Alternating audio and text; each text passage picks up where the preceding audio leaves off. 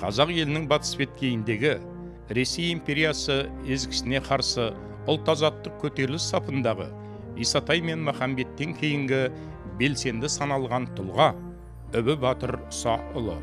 Көтеріліс шығып сарбаздардың саны көбейген шақта Үбі Батыр жортқанда жолымыз, өлсек жанымыз бір болсын, қане қылыш сүйіп ант берсек деп, қылышты бірінші болып сүйіп өзгелерге жағалатқан екен.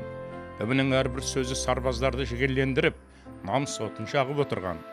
1829 жылғы толқуда Жаңғыр ханның орыс-казақ күзетшілерінің қолына түсіп қалғанда, оның маңдайына крест таңбасын соғып, Финляндияға жер аударып жіберген екен. Бірақ ол елден ерте қашып шығып, Үбі жоғарыда Қос Батырға келіп қосылған. Әкесі Ұса, атасы Төлеген, арғы атасы Отарбайлардың қай-қайсысы да әділдікті қолдап, шындықпен есейген, өмірлерін қара қазақпен тоғыстырған азаматтар еді. Бойларында тектілік, тауып айтар асыл сөздің құны бар, олардың барлығы да азаттық жолындағы күрестерде аттар қалған батырлар.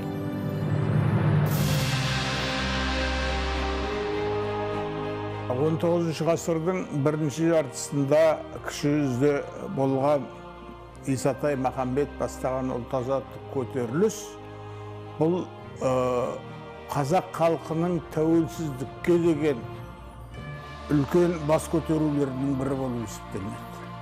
Әрине бұл көтеріліске көптеген адамдар қатысты. Оны біз бірақ тарих бетінде көбіне көп Исатай мен Махамбетті айтамыз да, оның қасында жүрген серіктері жөнінде анда-санда оқта-текте болмаса, нағыз ішіне кіріп, оның ерлігі, оның көтерілісте орны және тарихта қалатын ізі жөнінде баса айта алмай жүрміз. Бұл ретте кей жерлерде түрлісі айтады, бірақ тарихта Исатай Махамбеттен кейінгі үшінші тұлға деп бұл Үбі Батырды айтады. Енді Үбі Батырдың тегіне келсек, жалпы өзінің тегіне келсек, Есенқұлдар ой енді отар деп айтылады. Бұлар тұқымменен батырлар. Үбінің әкесі Ұса, Үсе дейді, Ұса дейді. Ұса, оның әкесі Төлеген. Тіпті одан әрі қарай барсаңызда, бұл тарихта өзіндік орны бар.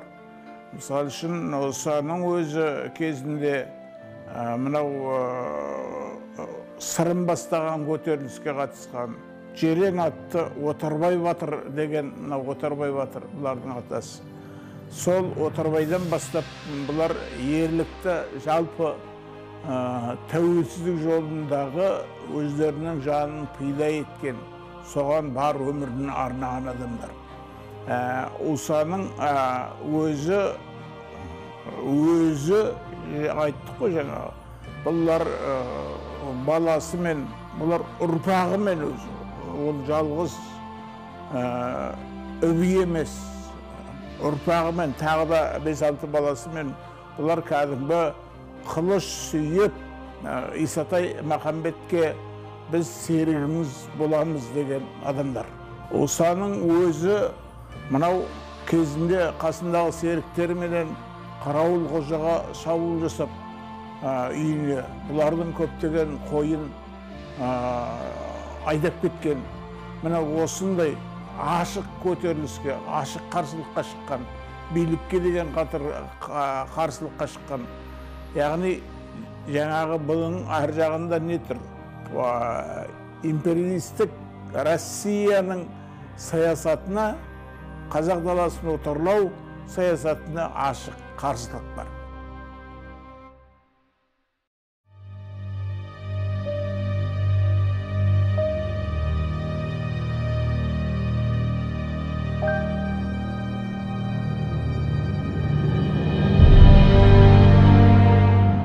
Қайраты дес бермеген Үбі, Ақбұлақ бойындағы ойластырылмаған ойранның басты кейіпкерлерінің бірі. Қоршауда қалған қос ұлын құтқармақ боп, қоршауда жаяу қалған батырға 3 мәрте келіп көмек қолын созады. Ағылман Шөреховтың Исатай Махамбет дастанында шауып келіп ерібі, Мен өлейін сен кет деп батырға атын тосады, кет деген сөзі үбінің, миына ердің сіңбеді, атына тосқан мінбеді деп жырланса, одан әрі тізесін батыр бүгеді, саржасын жауға тігеді, қасында жүрген жолдасы Қожа Ахметпен үбеді деп толғай түседі. Исатайдың түйе мойнағымен қапталған саржа деп аталатын зор садағын тарталатын жалғыз осы үбі батыр болатын. Көтерілісі қолдаушылардың, бастаушылардың қасына еріп, ең соңғы мынау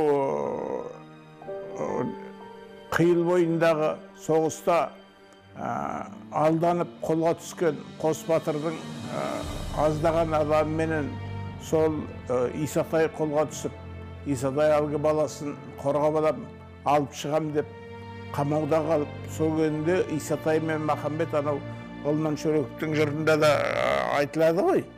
Сол мына арадан шық, кет, сен емес, біз сенің орнында қалайық деп Махамбет пен Үбі батыр екеуі қайта-қайта атын алға тосып келгенде, жоқ, мен бұл неден қамаудан қашып шығатын қатын емеспін.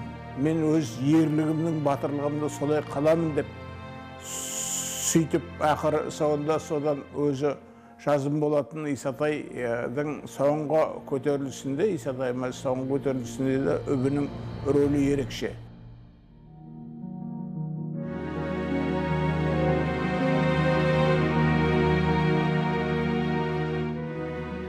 Исатайдан айырылып, Махамбеттің амандығын тілеп жүрген қалың елді, оның ішінде көтеріліс сарбаздарын 46 жылдың күзіндегі Қаройда болған қапиядағы батыр өлімі селк еткізді.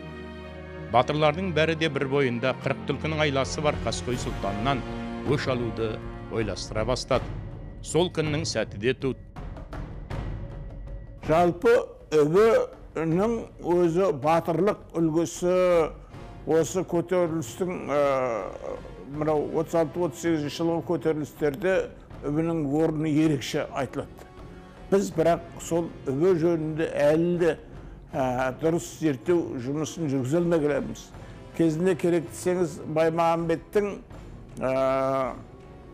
алғы жазым болуында да Санкт-Петербургтан генерал атағын алып сөйтіп қайтып келатырғанда, наурыздың 30-ында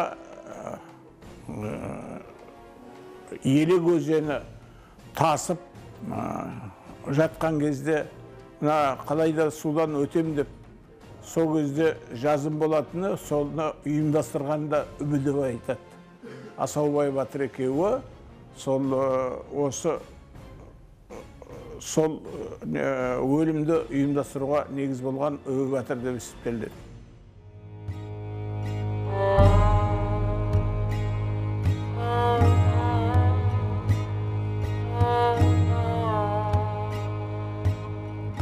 Көтеріліс сәтсіз аяқталған соң Үбі көп жыл қоныстанған Манаш даласын тастап, Дендер тауының бойында өмір кешеді.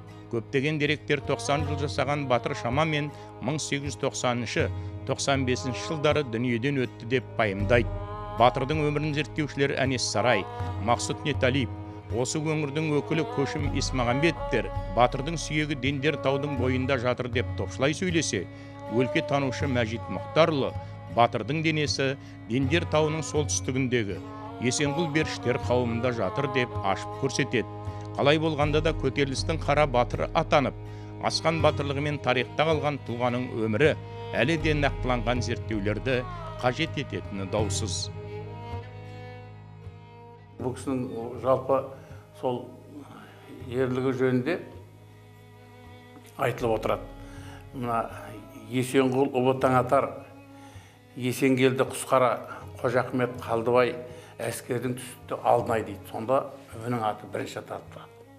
Оның барлығы сол енді бұл кісінің үлкен жаңағыдай айтады ғой, соғыстың бір неғыл дейді,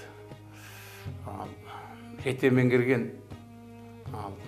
батырлық, қайсарлықтан басқа да адамға ол бір әдіскерлігі керек қой. Соның бәрін жақсы меңгерген үлкен батыр тұлға болған кісі ғой енді. Бұл жөнінде енді көптеген деректерді мен өзім осы біраз айналыстым. Бұл кісінің жатқан жерін іздеп, осы облыс көлемінде араб тілін білетін азаматтарды, сосын мынау индерде белгілі ел ағаларын алып, сол анау Махамбеттің мазарының басынан, кесенесінің басынан, сол ойпаттан біраз іздеп, бірақ енді біз таба алмадық.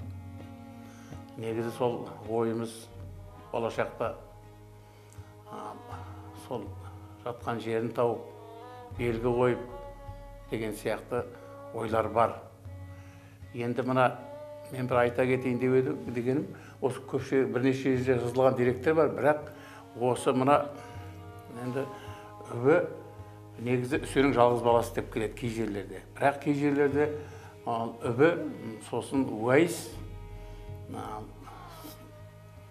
Есенгелді. 3 бала болған деп, Уайстен бала болмаған, Есенгелдеден Мақсот деген болған. Мақсоттан Қапан туады. Қапанның қызы Шәмшия деген апамыз 90-шы жылдары Махамбеттегі мынау өлкетану музейіне бір апа кіріп келді деп газетте берген үбі туралы газет. Сонда жіберсең жылқы білер жердің жайын, көп жүрген тілші білер елдің жайын дейді. Бір тілші келіп менен сұрамадау, аяқтай келіп өзім тапсырайын деп, жаңағы аяқтай келіп үбі туралы үлкен бір мақала береді. Бұл 90-шы жылдар. Кейіннен Үбі батыр өзінің туған өңірі мынау қазіргі Индер ауданы, соның Индер тауының Дендер тауында тұрды деп айтады. 90 жасқа дейін тұрды, ұрпақтарын өсірді деп, бірақ бір ерекшелігі соның тарихшылардың бәрі де айтады. Үбі батыр осы Индер тауында 90-ға келген жасында дүниеден өтті деп. Бірақ оның қай жерге жерленді? Есенқұлдардың қонысы қай жерде болды? Нақты қай жерде болды? Оны әлі күнге дейін біз тарихшылар анықтай алмай жатыр.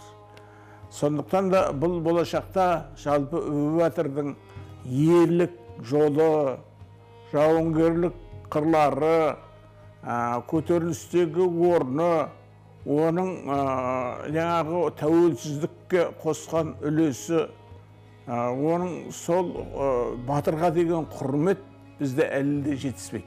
Сондықтан болашақта біз сол мысал үшін Дендер тауында дүниеден өтті ме? Өтсе қай жерде?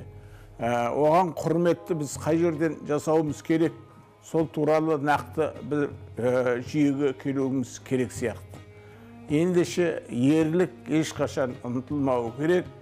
Біз оны мынау мысал үшін орталық Қазақстанда, солтүстік Қазақстанда нақты біз тарихта өзіміздің жерім айтатын дәлелдеріміз бар ғой.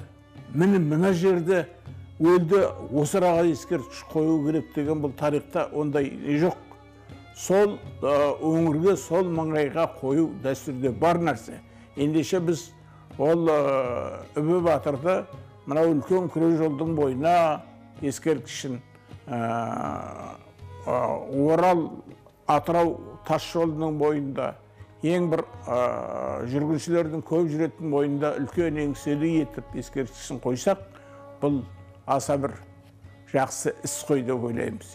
Е болмаса, мынау Индерден шығатын жер, Дендерден Атырау менен Орал тас жолының қиылысатын бұрышында сол бір жерде бұл осы өңірге, Атырау өңіріне де, соның ішіне Дендерге қатысы бар, жалпы осы өңірге қатысы бар батыр деп біз болашақта басымызды еп құрмет көрсетсек, ол біздің Үбі батырға жалпы тәуелсіздікке қосқан өзіміздің үлесіміздің сол батырларымыздың қаны, еңбегі бар екенін ұрпағымызға, кейінгі ұрпағымызға жеткіземіз ғой деп ойлаймын. Исатай туралы, Махамбет туралы, Үбі туралы енді кітаптарда жазылып жатыр. соның ішінде жаңа біздің енді мына Өбі батыр солармен бірге шайқасып, бірге үшінші адам болғанмен бұл кісі еш жерде аталмай қалып тұр. Осыған байланысты енді біз мынау елдің азаматы ретінде мына елбасының рухани жаңғыру, болашаққа бағдар, ұлы даланың жеті қыры деген сияқты мынау үлкен бағдарламаға сәйкес осы өзіміздің ұлыларымызды неге біз жаңғыртпаймыз, неге қайтадан сол жаңғыртып елге танытпаймыз дейтін ой туады. Өбі батыр жөнінде экспедиция құру. Ол экспедицияда сол мынау журналистеріміз бар, зерттеушілеріміз бар, археологтарымыз бар, ел ағалары бар, елдің үлкен жоғын жоқтайтын азаматтарымыз бар. Бәріміз қосылып, осы бір Өбінің жатқан жерін тауып, сол араға белгі қою, кесене орнату. Табалмаған жағдайда осы кесене жөнінде айтқым келгені мына белгілі өлкетанушы профессор Өтепберген Әлімгереев осы жөнінде бір ұсыныс айтады, өте орынды ұсыныс. Мына үлкен халықаралық жолдың бойынан автокөлік Атырау Орал көрнекті қылып үлкен кесене орнатсақ, оған мен өзім қолдаймын. Ол өте дұрыс мәселе. Тағы бір айтып кеткім келетін енді мынау Нарынқұмында Исатай ауданы тұр. Іргелес жатқан Махамбет, мына жеті қан жатқан жерде Махамбеттің аты берілген ауданға. Мен енді осы индерге бәрі іргелес үшеуі қол ұстасып, елдің азаттығы үшін күрескен азаматтардың үшеуі қол ұстасып, индер ауданы сол Өбі ауданы болып жатса, нұр үстіне нұр жауғандай болар еді деген ойымды білдіргім келеді.